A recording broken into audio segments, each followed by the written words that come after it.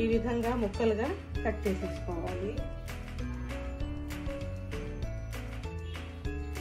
Jelly బాగా మెత్తగా బాగుందండి, పిల్లలు బాగా ఇష్టపడతారు.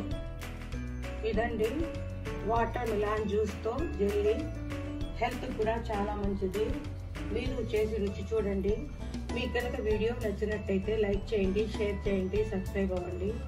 మా వీడియోలు చూస్తున్నందుకు థ్యాంక్ యూ అండి.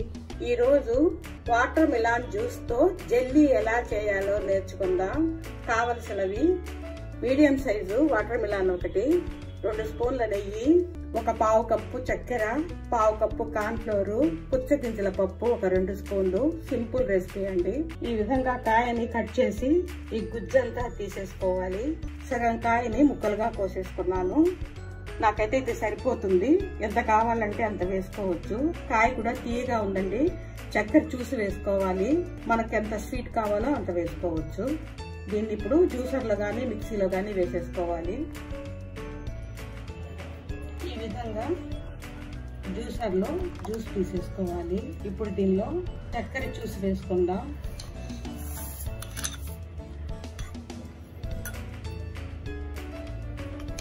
కార్న్ఫ్లోర్ 3 స్పూన్లు, కొన్ని పుచ్చగింజల పప్పు బాగా కలిపేసుకోవాలి. ఇప్పుడు కడాయి పెట్టుకొని ఈ మిశ్రమాన్ని వేసేసుకోవాలి.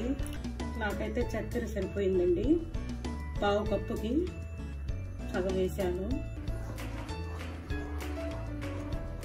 ఇది ఉడుకు పట్టింది. ఇప్పుడు ఆపకుండా కలుపుతూనే ఉండాలి.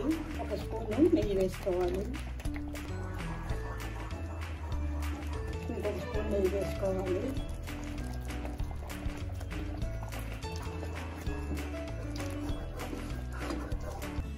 ఇది ఉడికేలోపు మనం ఒక గిన్నెకి కొద్దిగా నెయ్యి రాసి ఉంచుకోవాలి. ఇది చిక్కబడిపోయింది. ఇప్పుడు స్టవ్ ఆపేసుకోవాలి. కొద్దిగా 1 స్పూన్ నిమ్మరసం వేసుకోవాలి.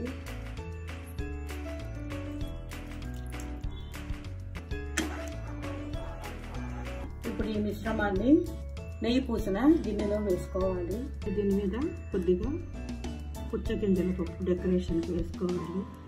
ఇది చల్లారాక ఫ్రిడ్జ్లో పెట్టుకుంటే బాగా గట్టి పడిపోతుంది. 1 గంట సేపు ఫ్రిడ్జ్లో పెట్టిన వాటర్ మిలాన్ జెల్లీ బాగా గట్టిగా అయిపోయింది. ఈ విధంగా ప్లేట్లోకి తీసేసుకోవాలి. ఇప్పుడు వీటిని ముక్కలుగా చేసేసుకుందాం. ఈ విధంగా ముక్కలుగా కట్ చేసేసుకోవాలి.